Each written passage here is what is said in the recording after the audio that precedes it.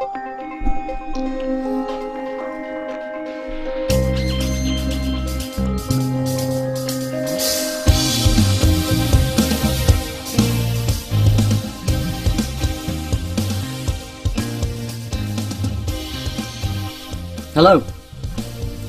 my name is Mick Jennings and this is the first BiteSize training unit of 2018. This is how to rate an AC drive. Thanks for tuning in.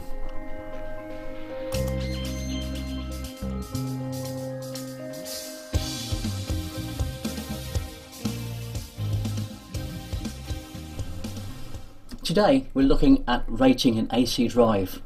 We're going to explain how to select the drive considering its rating, the application and the environment you're going to put it in. There are two basic torque types that a machine can be. Firstly, there's variable torque. Variable torque really is associated with centrifugal pumps and centrifugal fans. Then we have constant torque, which is really everything else. So stirrers, mixers, agitators, positive displacement pumps, hoists, lifts, really all constant torque. With a variable torque load, or pump or fan, the requirement for torque isn't really required at 100% until you're at 100% speed, and therefore the curve is a curve shaped rather like this. Means that you don't need any overload because really you're only stirring things around at low speeds. You're not needing any extra overload requirement, you need much less. So these drives need less maximum current overall, and overall their speed range they'll need less current, less torque than a constant torque application. If you imagine a centrifugal pump really is flicking off or spinning out the fluid to produce the pressure, and so at low speeds it doesn't produce this pressure, only stirs things around, and there's no real requirement for torque. On a constant torque application, however, the requirement for torque remains constant throughout the whole of the speed range. In other words, that sack of potatoes, that box, that bottle has to be moved no matter whether you're doing 1 meter per second or 20 meters per second. You'll still need to have that available torque to move it. In fact, you'd actually need more than nominal torque, and that's what overload is. So that's really to get over the friction and the stiction and the inertia of the load in the system itself, and so you'll need additional torque to get things moving. So overload is quite important, and overload is really rated in three modes. First mode is normal overload. We regard that to be an extra additional 10% torque, and that's what we really offer for variable torque loads and scroll compressors and screw compressors too. So we can produce nominal torque and just a little bit more to get things away. If you can imagine the circus clown spinning a plate, he'll need a lot of torque to get the plate spinning to start with, but we'll only have to return to the plate just to top up the torque requirement to keep things moving, and that's very much the case with torque.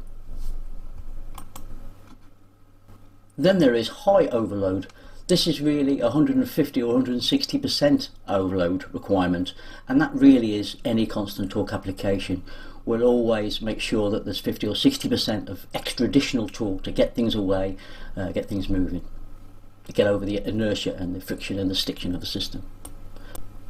Then finally there is very high overload. Now very high overload normally are special requirements such as lifts and hoists, but also extruders too. Imagine an extruder that's gone cool with the material in it's gone hard.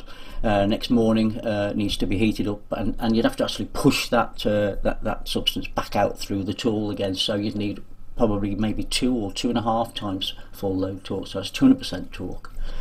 The important thing to remember is that if you understand the peak and nominal demand of your system, of your real load, then you can estimate or visualize the torque requirement by visualizing how the machine works. Every motor has a full load current rating.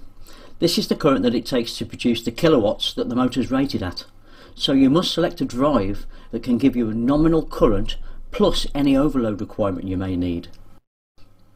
Some applications have multiple motors driven by one drive. In this situation, you have to make sure that the drive that you select can provide enough current for all of the motors. So you have to add up all the motor nominal currents as opposed to the kilowatts. Kilowatts is a way of doing it. The trouble is that some motors are inefficient and have poor power factors, and you can get caught out. So it's always best to add up the nominal currents. Remember, a drive can control and protect a motor rated at its own rating, but can also control and protect motors that are 3 frames down from itself. So in other words, a 22 kilowatt can do an 18.5, a 15 and an 11 kilowatt motor and still protect and control it. It can also do a 30 kilowatt motor so long as the actual required power is less than 22 kilowatts. In other words, the absorbed power of the pump, for instance, is a 22 kilowatts, even though it's a 30 kilowatt motor. A further consideration is IP rating. The IP rating is ingress protection and assures the drive is housed properly and makes sure that it's not affected by the ambient conditions that it's been installed into. We offer drives that are IP20, IP21, which are considered to be cabinet mounted, IP54, IP55, which are wall mounting and freestanding, and IP66 are also available for outside mounting with reservations. And the reservations, of course, are to do really with snow cowls and making sure that you're not in direct sunlight. What about hazardous conditions? Well, first of all, drives are normally kept in the safe area, and there's a long cable run then out to the hazardous area so that the drives can be in the safe area. The reason for that is because that to have an explosion-proof enclosure for a drive, it would have to be quite huge and would cost an awful lot of money, so it's a much better option to do that. Also, there is corrosive conditions. We have conformal coating options. And also, you've also got to be careful for the ambient conditions that you're putting the drive into. The temperatures are quite important. We have a 50-degree maximum, but that has to be averaged out to 45 degrees over a day. I'm sure some of you have seen this before, but basically the IP, or the ingress protection rating, is made up of 2 numbers. The first number, really a scale of solid objects that can get into the enclosure with a description and a little drawing. And also the second number is associated with protection against liquids, and there's a scale of 1 to 8 there of protection against liquids. So between solids and between liquids, you can see on an IP rating what the enclosure is rated at. Another important consideration is an EMC filter or an RFI filter. These filters are there to provide filtration to reduce the effects of the radio noise that we can produce. We produce the noise because we use these high frequencies to create a pseudo waveform, and we have to make sure that our systems are EMC compatible, electromagnetically compatible. This just doesn't mean fitting filters, but also the design of the system and the design of our drives have screening and shielding inside the drive to protect ourselves from our own noise. There are different RFI filters for different sizes of cable run. Longer motor cables mean bigger aerials for our radio noise, so we have different RFI filters depending on the cable runs. Care must also be taken, making sure that screens on the cables are made off properly as well. There'll be a proper BiteSize class on filter types in the future. In the meantime, we're always happy to advise.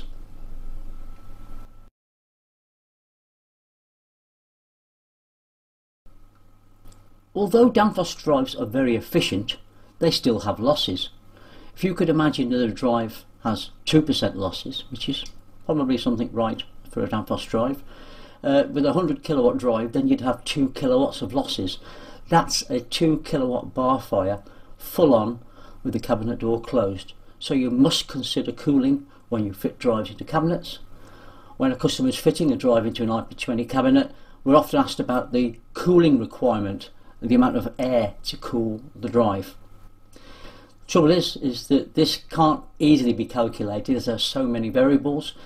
For instance, the cabinet paint thickness can be a consideration. Its heat conductivity. Is the cabinet against other cabinets? Are those cabinets warm? Is it against a wall? It could be against two walls in a corner. What are the heat characteristics of the steel cabinet? What are the ambient heat cycles within the control room? And so on and so on. So what we would normally do is we give you the losses, and some of the brittle cabinet and people like that have these algorithm programs that can calculate the fans that you require. I briefly described applications that have multiple motors. We don't see this very often, but mostly on condenser fans and cooling systems. But there are some considerations to keep in mind. First of all, you can't run a motor tune because the impedance would look wrong. It's out of range. You've got several motors all connected in parallel on the output, so it wouldn't look right. And also, due to the multiple terminations, there's much more likelihood to get some reflected wave issues. We'll talk about that a little bit later on in another course, but it is an issue that you might have, so you might want to offer DVDT filters. And also, cable lengths might be much longer than the allowable cable length for the EMC filters. So in that situation, I would suggest a sine wave filter. That would be highly recommended. Don't forget, you total up the motor current and offer a drive capable of delivering all the current required, just as we said before. But remember, don't forget, each individual motor has its own current and they're all in parallel. So the drive can't see, all it can see is the overall current that it's delivering. It can't look at the individual separate currents it's delivering to the motors. So the motors must be separately protected. A common oversight when specifying a drive is asking about the control philosophy. How do you want the drive to really function? Where do you want the starts and stops? Are there any special modes the drive's got to go into? Is the start stop going to be a remote or a local start? Where does the speed signal come from? So you're telling the drive to start and stop and go backwards or forwards or jog, but where are you going to set the speeds? What speeds are you going to set, and how are you going to set the speeds? Are they going to be an analog input, or could they be from a comms network? You could also ask if it's a process control. In other words, is there any closed loop? Is there any feedback from a system? So maybe a pressure system where you've got a pressure sensor and you're feeding back the pressure to the system to say what the actual pressure is when you're trying to run at a certain pressure. There may be preset speeds that you want to call in at certain times, or these preset speeds, if you're in a closed loop pressure system, would be preset pressures. You may be replacing a drive, and in that situation it's a good idea to try and find drawings or ask about the setup of the original drive. That will give you some good ideas of how the original drive worked. So what I/O was used before. Look to see what starts, stops, etc. are there. And also there is comms protocols too, like Modbus, RTU or Profibus or DeviceNet. These are other ways to tell the drive to start and stop and give it speed references, etc. too. And while we're on the subject of functionally replacing legacy products, every Danfoss drive, VLT and VACON, would be capable of replacing a legacy product so long as it was rated correctly.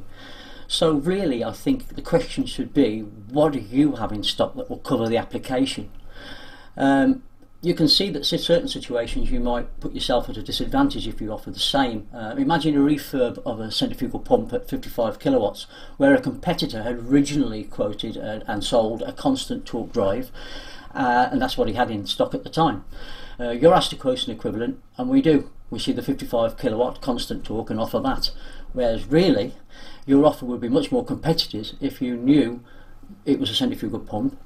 You could replace it with a 102 or a FC 102 or 202 or Flow, which are cheaper products, or you could go down a rating on a constant torque application called E-rated. Remember, motor kilowatts, current, voltage, what speed you want to run at, the IP rating of the drive, how long the motor cable run is, what is the application, how you want to control the drive. All these things, if you ask them, are the fundamentals of the application. If you ask them, you'll have a better understanding of what your customer wants. Thank you very much for your support. I hope you've enjoyed today's training, and please, as I said previously, there are plenty of other subjects that we could discuss in the future, so please feel free to suggest some. Speak to you again soon.